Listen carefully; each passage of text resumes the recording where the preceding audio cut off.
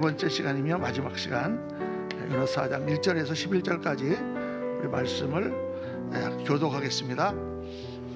요나가 매우 싫어하고 성내며 여호와께 기도하여 이르되 여호와여, 내가 고국에 있을 때에 이러하겠다고 말씀하지 아니하였나이까?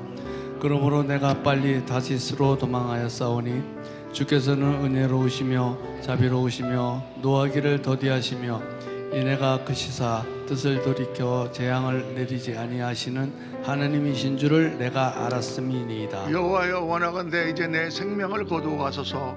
사는 것보다 죽는 것이 내게 나음이니이다 하니 여호와께서 이르시되 내가 성내는 것이 옳으냐 하시니라.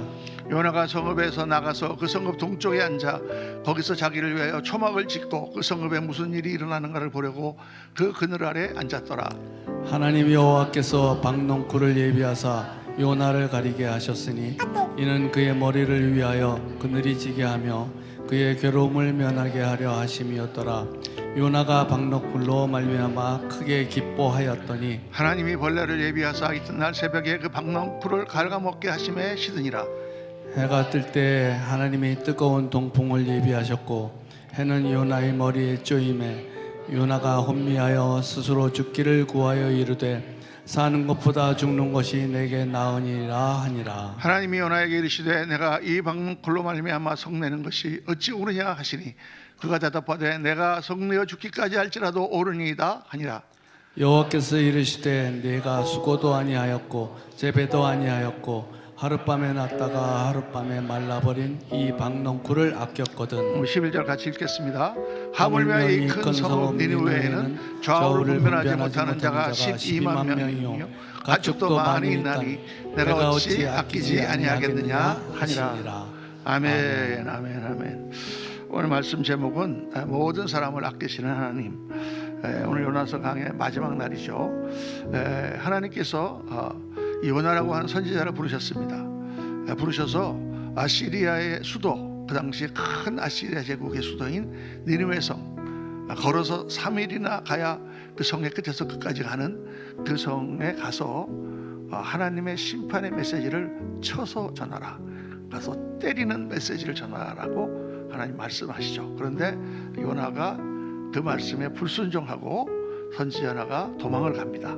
스페인으로 가는 배를 타고 도망을 가죠. 왜 도망갔느냐? 제가 누누이 설명했습니다. 아시리아는 이스라엘의 적이에요.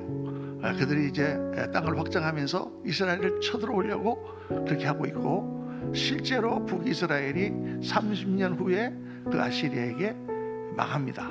침공을 받아서. 그러니까 이 적의 나라는 하나님의 심판을 받아야 되는 거예요.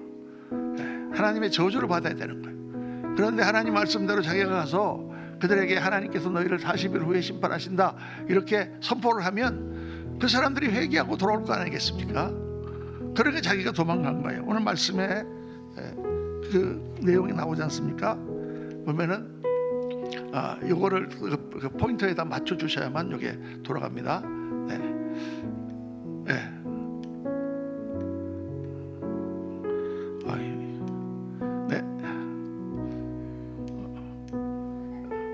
요나가 매우 싫어하고 성내면서 그렇게 하잖아요. 내가 이러하겠다고 말씀하시지 않았습니까? 주께서는 은혜로우시며 자비로우시며 노하기를 더디하시며 이내가 크시사 뜻을 돌이켜 재앙을 내리지 아니하시는 하나님이신 줄 내가 알았습니다. 하나님 말씀에 불순종한 이유가 뭐냐? 아시리아라는 나라가 망해야 되는데 하나님께서 그들에게 메시지를 주어서 그들이 회개하고 돌아오면 하나님이 심판을 내리지 않을 것이다. 그걸 다 요나가 예상하고 자기가 그래서 다시스 스페인으로 도망가려고 했습니다. 그러니 또 그 사람들이 이걸 듣고 회개를 하는 걸 볼 때 하나님 내 생명을 거두어 가소서, 그리고 하나님 앞에 따지면서 대드는 것이죠. 정말 그 요나의 그 심정이 이해가 갑니다. 그래서 하나님께서 말씀하시는입니다. 요나야, 내가 성내는 것이 옳으냐? 너 왜 화를 내냐? 요나가 뭐라 합니까? 아니 40일 후에 성이 무너지겠다고 하나님께서 하시지 않았습니까? 말씀대로 무너뜨리셔야죠.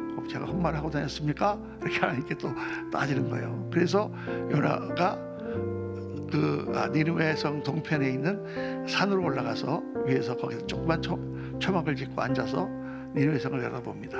40일 후에 멸망하시겠다고 했으니 정말 어떻게 멸망하는가 봅시다. 그리고 이제 거기 올라가 앉은 거죠. 그런데 이제 거기가 광야이기 때문에 메마른 땅이니까 정말 햇빛이 여름에 엄청나게 뜨겁게 내리는데 그늘이 없잖아요. 하나님께서 박넝쿨을 예비하셔서 호박잎이나 이 박잎이 크잖아요. 그 이렇게 넝쿨이지면서 요나를 가리게 되니까 요나가 뜨거운 곳이지만 그늘이 있으니까 시원하잖아요. 그래서 참 박넝쿨이 좋다 이렇게 생각하고 있었는데 그 다음날 하나님께서 그 박넝쿨을 벌레를 예비하사 벌레가 다 갉아먹어버린 거예요. 그 아침에 일어나 보니까 박넝쿨 이파리가 다 사라져 버렸어.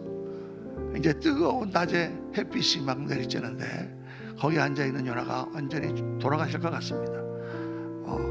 섭씨 막 40도 막 이렇게 올라간 날씨에 그 뙤약볕에 앉아있으니 어떻게 했어요? 그러니까 요나가 불평합니다.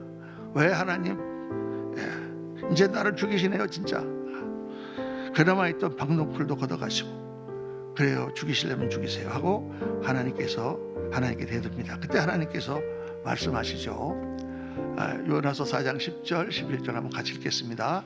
여호와께서 이르시되 내가 수고도 아니하였고 재배도 아니하였고 하룻밤에 났다가 하룻밤에 말라버린 이 박넝쿨을 아꼈거든. 하물며 이 큰 성읍 니느웨에는 좌우를 분별하지 못하는 자가 12만여 명이요 가축도 많이 있나니 내가 어찌 아끼지 아니하겠느냐 하시니라. 이 박넝쿨은 하나님께서 뭐를 우리에게 가르쳐 주시냐면 요나가 지금 그늘로 가려가고 그래도 좀 나은 형편이 되는 거잖아요. 그렇죠? 우리가 이 땅에 살면서 그 그늘이 되는 그런 모든 재물이나 그런 것들을 말합니다. 그런 거 우리가 얼마나 아낍니까? 돈도 아끼고 사람도 아끼고 집도 아끼고 나의 그늘이 되는 그런 것들을 아끼잖아요. 근데 만약 그걸 하나님이 걷어가신다면 어떻게 될까요? 이렇게 우리가 그런 것도 아끼는데 이 성에 니느웨 성에 12만여 명의 인구가 살고 거기에 많은 가축도 있는데 왜 내가 그것들을 아끼지 않겠느냐. 잘 생각해 보라고 말씀하시는 거예요. 여기서 하나님께서 우리에게 두 가지 중요한 메시지를 주십니다. 첫째는 뭐냐? 영혼의 소중함이에요. 한 영혼 한 영혼이 소중한 것입니다. 예수를 믿는 사람들도 물론 소중하지만 믿지 않고 있는 영혼들도 하나님이 창조하시고 하나님의 구원의 나라로 이끌기를 원하시는 그런 사람들이다라는 것입니다. 우리가 이 땅에 지금 세상의 가치관이 잘못돼서 사람보다도 무슨 물건이라든가 사람보다도 무슨 돈이라든가 이런 걸 더 귀하게 여기는 그런 시대 아닙니까? 심지어는 사람을 잡아다가 막 인신매매를 하고 그 장기를 빼가지고 팔아먹고 뭐 이런 악독한 그런 사람들도 있는 그런 정말 끔찍한 세상이죠. 그런데 성경은 뭐라고 말씀하시냐면 모든 인간의 창조물 피조물 중에서 가장 중요하고 가장 귀한 것이 바로 인간이고 그 한 사람 한 사람의 영혼이라고 주님 말씀하세요. 비록 이 니느웨 이방 사람들이지만 영적으로 무지하고 좌우도 분별하지 못하는 그런 백성이지만 하나님이 계신 것도 모르고 우상을 숭배하는 백성이지만 그리고 하나님의 백성인 이스라엘을 대적하는 그런 적이지만 하나님은 그들도 사랑하시고 그들도 귀하게 여기시고 그들이 하나님께 돌아오는 것을 원하신다고 말씀하는 거예요. 그러니까 우리가 이 사람이 얼마나 중요한가, 영혼이 얼마나 하나님 앞에 중요한가, 우리가 중요히 여기는 것보다 하나님은 훨씬 더 한 영혼 한 영혼을 귀하게 생각하십니다. 우리 예수 믿는 사람은 특별히 귀하죠. 모든 학교에 가면은 어린아이들이 다 귀하지만 그 중에서 특별히 우리 아이는 더 귀하잖아요. 우리는 모든 사람보다 더 귀하게 하나님 택한 사람이지만 그 나머지 사람들도 하나님 사랑하신다. 하나님이 그들을 돌이키기를 원하신다. 하나님이 세상을 이처럼 사랑하사 독생자를 주셨으니 이는 누구든지 저를 믿는 자마다 멸망하지 않고 영생을 얻게 하려 하십니다. 말씀하신 거죠. 성경에 보면은 사람이 만일 온 천하를 얻고도 자기 목숨을 잃으면 무엇이 유익하리요? 주님 말씀하셨어요. 여러분 우리 생명이 얼마나 귀합니까? 내가 무엇을 다 가진다고 해도 내 생명을 잃어버리면 아무 소용 없잖아요. 그렇죠? 이 우주와 이 산과 나무와 이 모든 자연이 무슨 소용이 있어요? 내가 살아있으니까 그것이 의미가 있는 것입니다. 그렇게 내 생명이 소중한 것처럼 다른 사람의 생명도 하나님은 그게 소중하게 여기신다. 이걸 말씀하고 계세요. 창세기 1장을 보면은 여기서 정말 우리가 중요한 걸 깨달아야 되는데, 창세기 1장에 하나님 천지를 창조하신 장면이 나오지 않습니까? 빛이 있으라 하시며 빛이 있었고 궁창을 가르시고 물을 나오게 하시고 거기서 모든 식물들을 만드시고 동물들을 만드시고, 그 쭉 창세기 그 창조의 말씀을 전하시고 제일 마지막에 끝으로 뭘 만드십니까? 우리 사람을 만드세요. 인간을 만드세요. 그 말은 뭐냐면 이 모든 것을 배경으로 하셔서 사람을 거기다가 놓으셨다는 거예요. 그러니까 여러분, 우리가 살아가는 모든 우주와 이 지구와 이 주위의 모든 환경은 내가 살아가는 배경이에요. 내가 그들의 일부분이라든가 거기에 속한 것이 아니라 나를 위하여 그것들이 지어진 거다, 그 말입니다. 이게 성경이 말씀하시는 인간관이에요. 하나님께서 천지를 지으신 목적이 뭐냐? 바로 이 사람을 만들기 위해서다. 그 사람을 통하여 뭐를 만드시느냐? 천국을 만들시기를 원하신다. 그게 하나님 성경에 나와 있는 뜻이에요, 여러분. 이거 정말 깊이 생각해 봐야 돼요. 그냥 목사님 말씀하시니까 뭐 고개를 갸웃하고 지나가는 게 아니에요. 우리를 위하여 우주를 만드셨어요. 우리를 위하여 자연을 만드셨어요.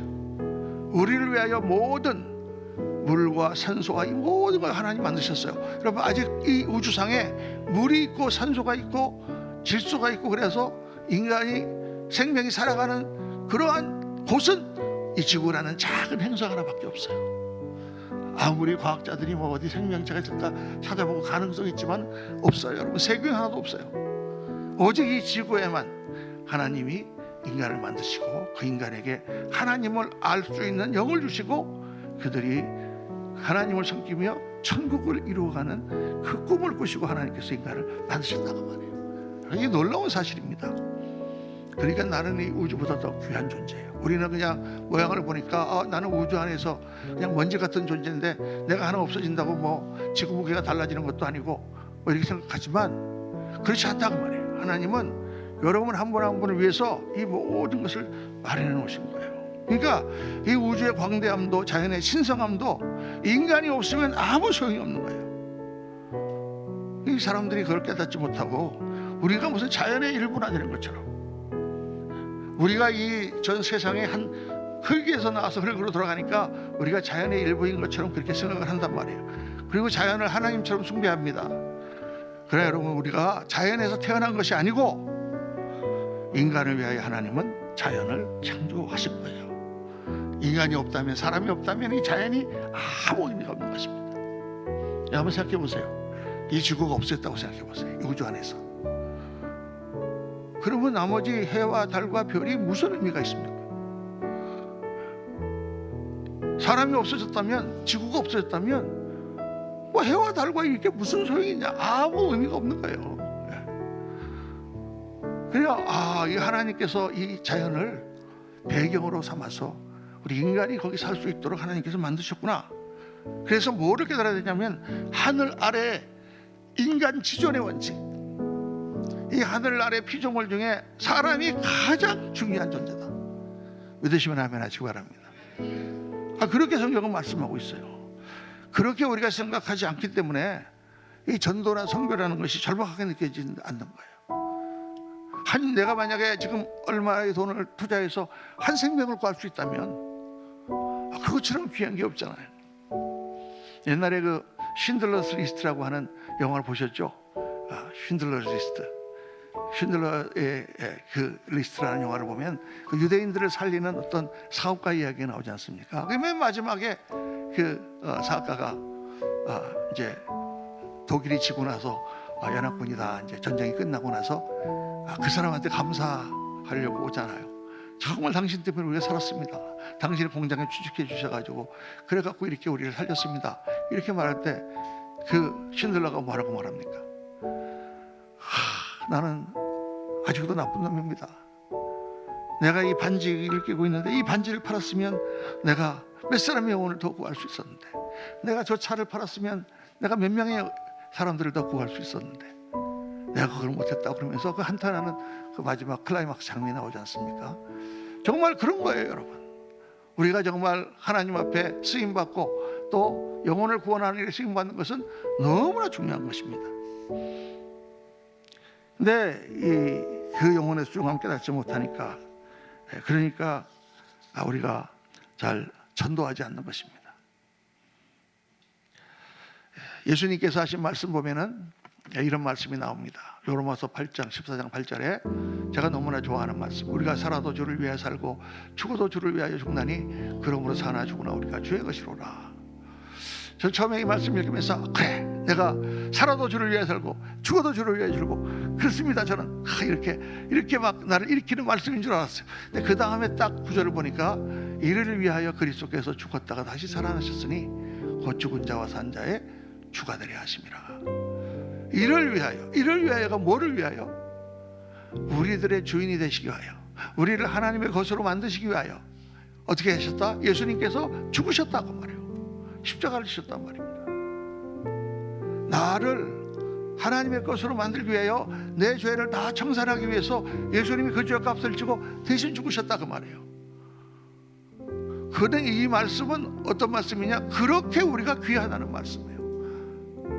하나님께서 옷에 오신 하나님이 목숨을 바쳐서 우리를 구할 수 있을 만큼 우리가 귀한 존재라는 거예요. 믿으십니까? 이걸 깨달아야 돼요, 여러분. 내 인생이 내가 얼마나 귀한 존재인가를 깨달아야 돼요. 여러분, 많은 분들이 요새 집에 개님을 키우십니다. 강아지를 키운다 그러면 안 돼요.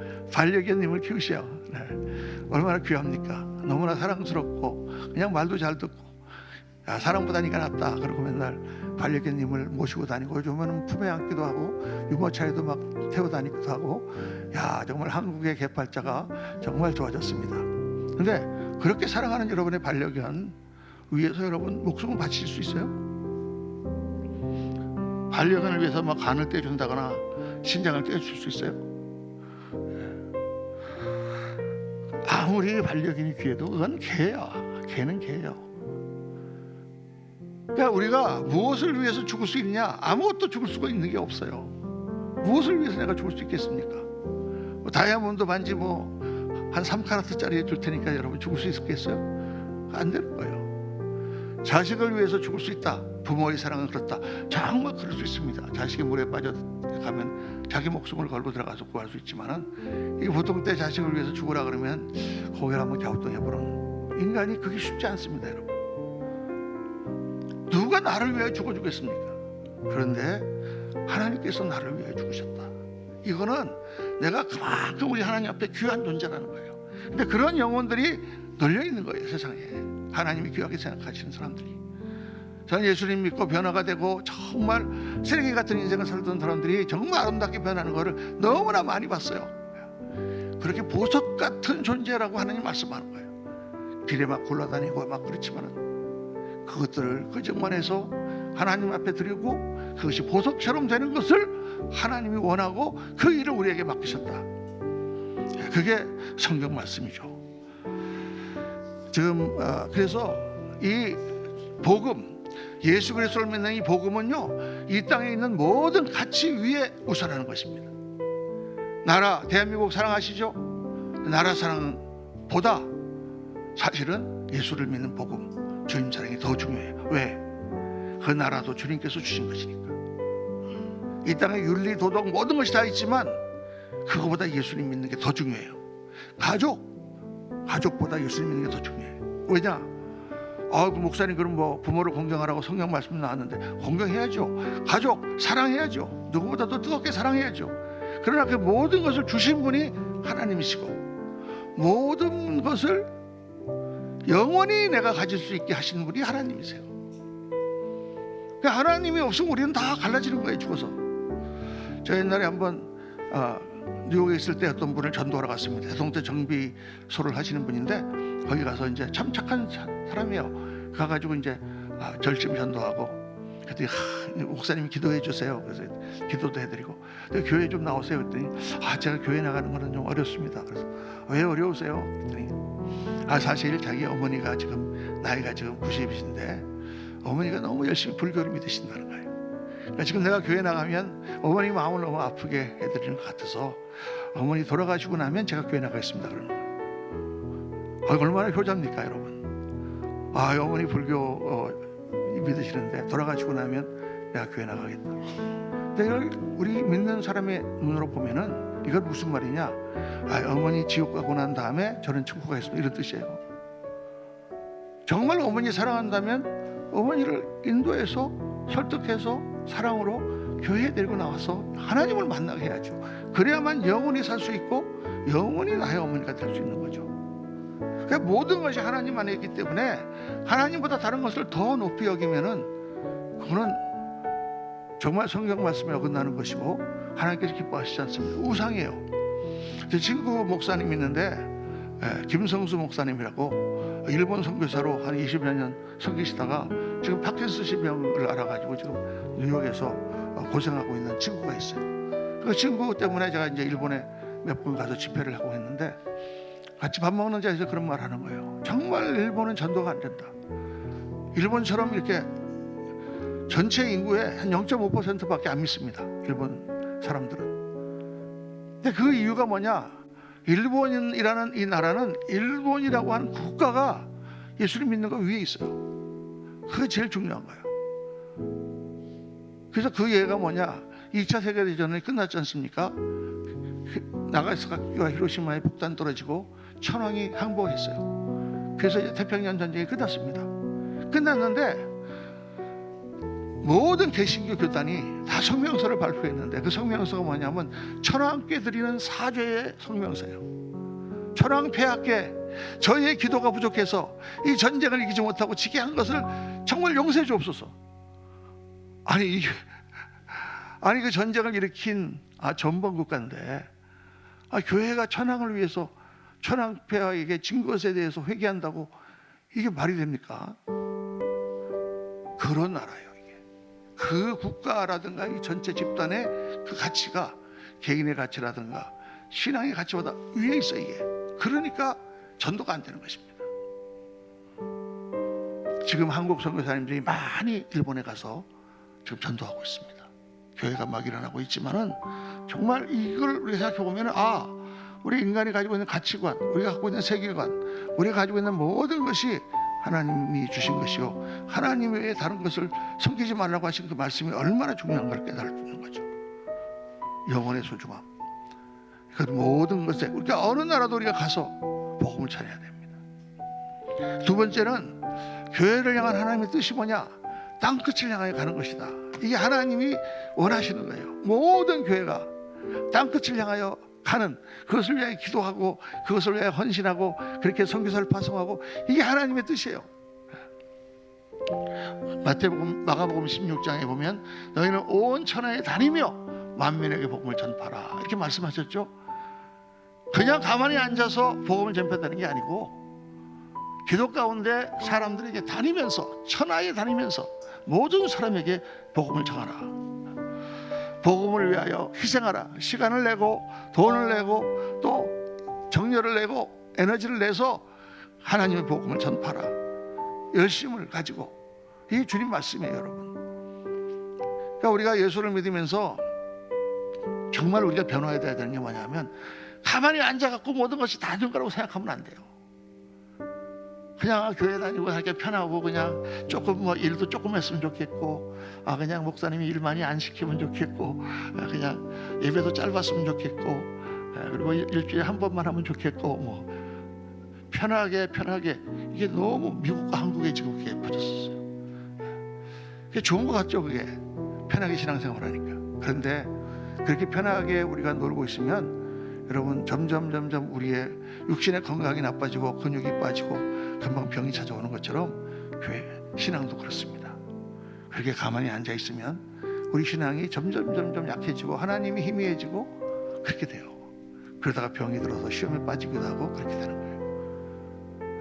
하나님께서 세우신 교회, 또 교회에서 땅끝까지 나가는 사명을 위해서 열심히 일하고 또 열심히 운동하면 우리 몸이 건강해지는 것처럼 교회가 건강해지고 우리 영혼이 건강해지고 우리가 정말 가치를 위해서 나가는 그런 멋있는 인생이 되는 거예요. 그게 하나님께서 주신 그 사명을 우리가 꼭 감당을 해야 되는 것입니다.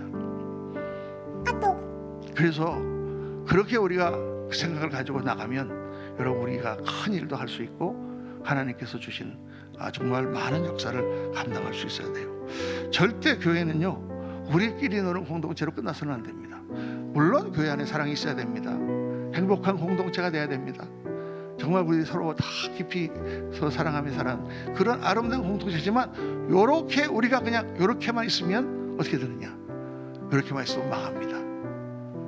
사도행전 2장을 보면 그 초대교회는 어떤 모습이었습니까? 매일같이 사람들이 모여서 말씀을 듣고 예배를 드리고 떡을 떼고 사랑의 공동, 자기 전 재산을 다 내가지고 같이 한 식구가 돼 사는 공동체였어요. 그게 쭉 가면 좋겠는데 그렇게 하지 못했어요. 하나님께서 스데반의 죽음 후에 엄청난 핍박을 주시니까 다 그쳐졌어요. 안디옥으로 가고 구브로로 가고 키프로스로 가고 또 구레네 또 리비아로 가고 다 사람들이 흩어져서 거기 가서 교회를 세우고 전도를 하고 복음이 퍼지기 시작했어요. 하나님은 움직이지 않는 교회, 자기들끼리만 모여서 사는 교회는요 계속 경고하시다가 안 되면은요 깨뜨리세요. 저는 그런 거를 여러 번 봤습니다. 미국 가면 특별히 교회들이 몇십 년 된 교회들이 있어요. 자기들끼리 다 알아. 그러면 거기서 그냥 속닥속닥 같이 모여서 노는 게 너무 재밌어. 그런데 어떤 결과가 되느냐? 꼭 싸움이 일어납니다.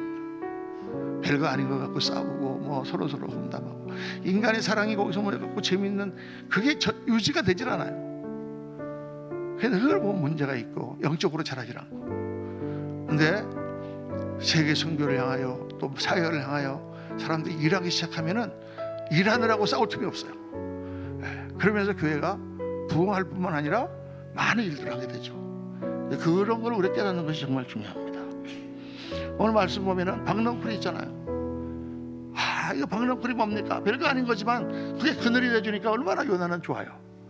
그런데 하나님께서 박넝쿨을 거둬가신다고 말해요. 우리가 정말 하나님의 사명을 감당하지 않으면 하나님 주신 축복을 거둬가세요.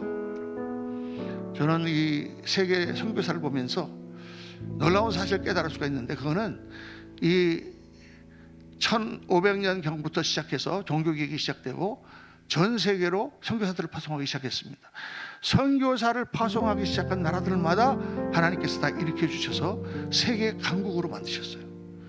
처음에 가톨릭을 전부하던 포르투갈 해양을 지배했습니다. 지금은 아주 약소국가가 됐어요. 그 다음에 스페인이 많은 곳을 다니면서 선교사를 그 가톨릭 선교사들이 나가서 복음을 전하고 그때는 최강국이었습니다. 그러다가 그 촛대가 영국으로 옮겨갔어요. 영국이 세계 복음을 전하기 시작하면서 영국의 선교사가 가장 많았어요. 윌리엄 캐리라든가 뭐 그런 선교사들.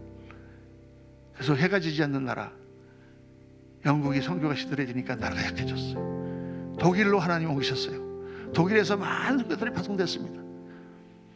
독일 교회가 시들해지니까 하나님 촛대를 미국으로 옮기셨어요. 그래서 미국에서 선교사를 또 엄청나게 파송을 했어요. 미국이 세계 최강국이 되었습니다. 근데 미국 교회가 약해지니까 하나님 촛대를 한국으로 옮기셨어요. 한국이 갑자기 잘 살기 시작하는 거예요. 갑자기 한국에 부가 넘치고 우리 선교사들이 지금 25,000명이 나가 있는데 25,000명이 한 사람이 1,000불씩만 쓴다 그래도 얼마입니까? 계산이 빨리 안 되는 2억 5천만 불. 어마어마한 돈이 해외로 빠져나가는 거예요, 여러분. 선교를 위해서. 그래도 끄떡 없는 나라가 됐어요. 정말 가장 전 세계에서 밑에서 꼴찌하던 가난한 나라가 세계 10대 강국으로 섰습니다. 왜? 한국교회가 기도하고 세계 선교를 했기 때문이에요. 근데 우리가 그 사명 감당하지 않으면 교회들이 계속 그 하나님의 사명 감당하지 않으면 어떻게 하냐? 촛대가 옮겨진다고 말해요. 왜 교회들이 이걸 깨닫지 못하는지 몰라요. 1990년대 2000년 초반에 그렇게 열심히 했다가 몇 번 어려움이 오니까 IMF 온다, 코로나가 왔다, 그냥 선교가 시들어졌단 말이죠. 다시 이렇게 해야 됩니다, 여러분. 우리가 사명을 감당하고 정말 어려운 나라가 돕고 나라가 그렇게 세워질 때 하나님은 계속 우리를 더 키워주시고 역사하는 거예요. 그거는 나라뿐만 아니라 우리 성도님들도 마찬가지예요. 하나님을 일을 하는 그 뜨거운 그 기쁨이 우리 안에 있을 때 우리의 삶이 생명이 여기 넘치고 정말 힘있게 우리가 사명을 감당할 수 있다. 교회는 반드시 주님께서 주신 이 사명, 그러므로 너희는 가서 모든 민족을 제자로 삼아 아버지 아들과 성령의 이름으로 세례를 베풀고 내가 너에게 분부한 것을 가르치라. 이 명령을 마지막으로 하시고 주님은 하늘로 가셨어요. 우리한테 맡기셨습니다. 그래서 우리가 그걸 감당하는 거예요. 우리가 감당하려고 하니까 하나님 필요한 것을 대주시고 우리 교회를 일으켜주시고 그리고 또 그걸 감당할 수 있는 힘을 주세요. 그게 세 사람의 선교사를 우리가 풀로 지원한다는 게 정말 어려운 일이지만 하나님 그렇게 하셨어요. 여러분, 오늘 이 말씀을 묵상하면서 요나에게 하십니다. 너는 어찌 내 주의 박농쿨은 그렇게 좋아하고 즐기면서 이 성중에 조각하는 수많은 영혼 하나님을 아직 알지 못하고 분별하지 못하는 그 백성들에게 왜 복음을 전하지 않느냐. 이 요나에게 주신 말씀은 바로 우리에게 주신 말씀입니다. 우리가 정말 조금이라도 주위에 있는 사람이라도 또 교회에서 교회적으로 선교사를 파송했을 때 선교사를 위하여 헌신하고 그들을 위해 기도해 주는 것이 정말 얼마나 귀한 것인지 하나님이 다 보고 계시고 또 기록하고 계십니다. 박농쿨만 생각하고 있으면 하나님이 박농쿨을 걷어갑니다. 같이 모여 즐기려고만 하면 하나님은 망치로 내려치십니다. 다시 한번 우리 그레이스 교회를 세우시고 우리 한 사람 한 사람이 부르신 그 주님의 뜻을 잘 되새겨서 주님 사명을 감당하고 주님 앞에 갔을 때 영광의 면류관 받는 저와 여러분 우리 모든 교회가 되시기를 예수님 이름으로 축원합니다. 이 시간에 우리 같이 한번 기도할 때에 하나님 정말 우리에게 많은 것을 주셨는데 아버지 하나님 이 축복 가운데 주의 사명을 감당하는 것보다 더 큰 축복이 없습니다. 주님 우리를 붙들어 일으켜 주셔서 정말 우리 그레이스 교회를 잘 세우고 또 더 선교 사역을 확장하여 하나님 나라 영광이 되는 교회가 되도록 도와주옵소서. 한번 주여 한번 부르시고 통성으로 기도하겠습니다. 주여